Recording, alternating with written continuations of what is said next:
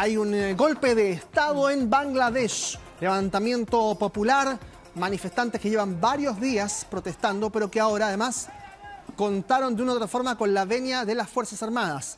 Hicieron escapar entonces a la primera ministra de Bangladesh, Sheikh Hasina. Esa es la casa de la primera ministra. Entraron los manifestantes hasta el mismo dormitorio de ella, obviamente rompiendo todo lo que tuviera que ver con recuerdos de ella, porque no quieren que vuelva después de 15 años. Eso te iba a preguntar, ¿cuánto tiempo estaba ya en el poder? 15 años de, para muchos, una dictadura socialista, como se dijo en distintos medios. Ahí están algunos policías, algunos miembros militares que trataban de contener la situación, pero ya estaba todo absolutamente descontrolado. Ahí están los manifestantes entrando a su oficina, al escritorio, se acostaron en la cama, sacaron comida, todo lo que pudieron hacer al interior. En algún momento, no recuerdo si fue la erupción talibana en Afganistán, que también tenía algunas imágenes parecidas. Recuerdo, algo, no me acuerdo en qué lugar era, pero también que entraban como a la vivienda o a los lugares así y sacaban varios de los elementos, sacaban fotografías en su interior, sí. Claro. Ahora, ¿cómo queda acá la situación? Los militares han llamado, principalmente ahora, a una, digamos, una consecución donde ellos quedan como al mando, quedan a cargo. Y habrá que ver si convocan a elecciones, pero por ahora no hay ningún tipo de llamado hasta este momento. A ver, estas son protestas que además tienen un origen bastante singular, porque era una demanda de estudiantes por una política de cuotas de empleo en el gobierno que querían que aumentase. Y luego de esto se genera una revuelta donde dijeron habría más problemas en Bangladesh. Comienza a crecer esto como la espuma y comienzan estas revueltas a generar este efecto hasta pedir el fin de Hasina, de la primera ministra. Derribaron una estatua del padre de Hasina, uno de los fundadores de ese movimiento político. Hay 20 personas que han muerto en medio de estas protestas, pero se ha entonces hablado de un gobierno provisional. Y en medio de esto, la primera ministra tomando un helicóptero. Escapando ahí. La imagen clave. Muy característico, ¿no? Ha pasado en tantas historias, ¿no?, alrededor del mundo.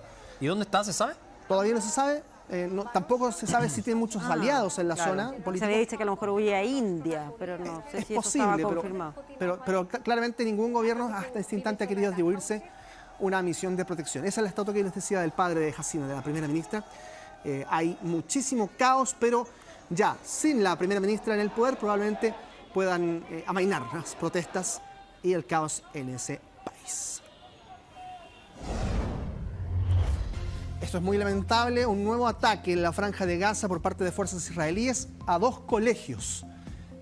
A ver, la justificación principal de las fuerzas de defensa israelíes es que en estos colegios se establecen centros de control de Hamas, con algunos líderes que todavía quedan allí, porque ustedes saben, han ido aniquilando a varios líderes, pero todavía quedan ciertos brotes del control de Hamas en la zona y habrían ocupado estos colegios. Esa es la razón o el argumento que entregan las fuerzas de defensa israelí para atacar una escuela, 2 en ese lugar, dejando 30 personas muertas y entre ellas, obviamente, al ser un colegio, hay varios niños. Claro, el punto es que en búsqueda de ese objetivo los civiles o los niños terminan siendo como efectos colaterales, nada más. De lo más terrible que puede existir, digamos, ¿no? Claro. Pérdidas que no se condicen con ningún argumento bélico en este caso. Y además tomamos en cuenta la cifra, ¿no? 39.000 muertos en la Franja de Gaza. ¿Y heridos? Desde el 7 de octubre pasado.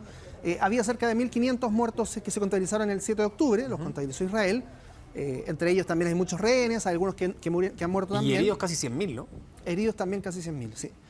91.000 exactamente son los heridos en este enclave. Claro, ahora, hay un punto importante, y es que no solo se trata de heridos de guerra por ataques.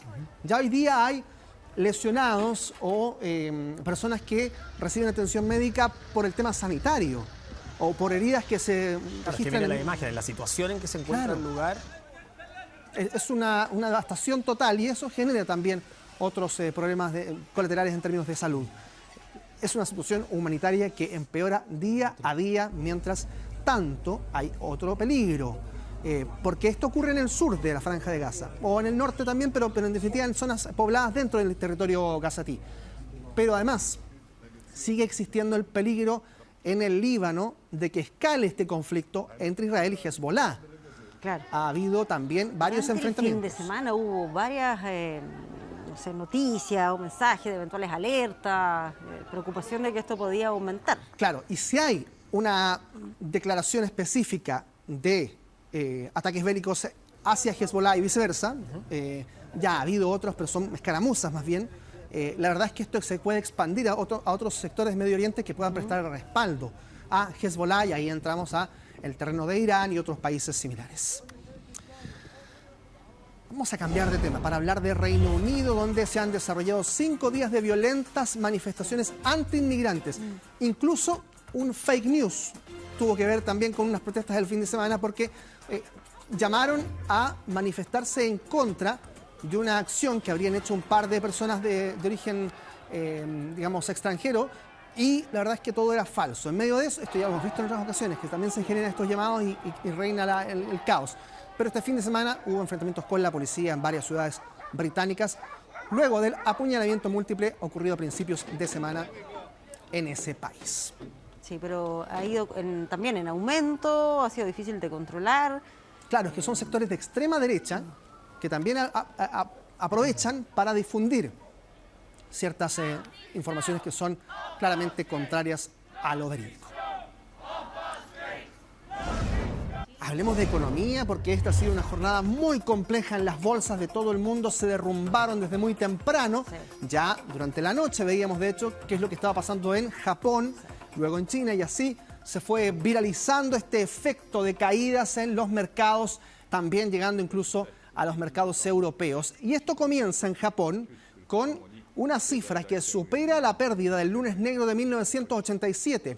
En esa ocasión también caídas en el rubro principalmente tecnológico hicieron descender las cifras de los mercados, y esa cifra es la que se ha superado durante esta jornada, principalmente por el temor de los inversionistas en Asia a una recesión en Estados Unidos.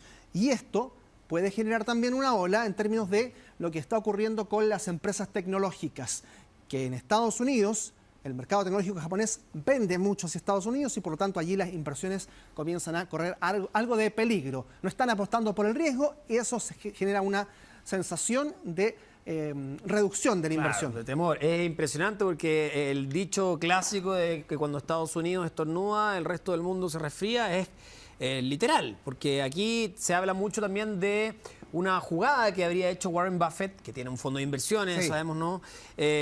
Gigantesco, un multimillonario. Él vendió en las últimas horas más de la mitad de las acciones que tenía en Apple. Y así todo sigue siendo el principal inversionista de la compañía. Claro. Y vendió más de la mitad, y también vendió gran parte de sus acciones en el Bank of America. Entonces, lo que se está hasta ahora diciendo es que aquí lo que él prevería sería una caída potente de Wall Street, entonces vende ahora para luego comprar más barato. Claro. Pero eso le pega a todos, a todas las compañías tecnológicas del mundo, si son proveedores también de Apple, que es una compañía gigantesca. Exactamente.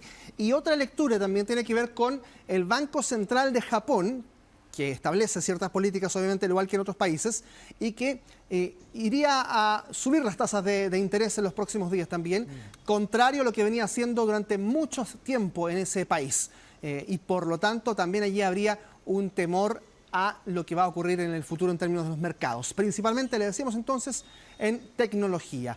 Hay una de las bolsas, el Nasdaq Composite en New York, que está asociado a acciones de empresas tecnológicas y asiáticas, y aparentemente también va a sufrir efectos de contagio a nivel mundial. ¿Nos afecta? Claro que nos afecta.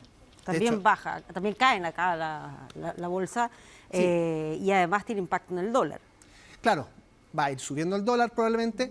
Los equipos, los equipos que se compran en el exterior, por ejemplo, o todos los bienes que en definitiva son importados, puede que suban dentro de las próximas semanas, a menos que haya una contención, que haya una política, un llamado de las autoridades económicas en Estados Unidos, en Japón. Habrá que ver si eso ocurre para contener este chaparrón. Se decía que a lo mejor pudiese intervenir de manera extraordinaria la FED, sí, ver el tema de las tasas, antes de cuando está programada la próxima reunión, el próximo anuncio. Claro, para anticiparse un poco a ese efecto. Pero de todas maneras, ya sabemos que ha habido caídas durante toda esta jornada muy, muy violentas, ya lo decíamos, en Japón, también en Corea del Sur. Lo mismo ha ocurrido en Europa con algunos índices. En Madrid, por ejemplo, cayó muy fuerte. Y en Latinoamérica lo mismo ocurrió en distintos lugares, entre ellos en Argentina, en Brasil y también en Chile.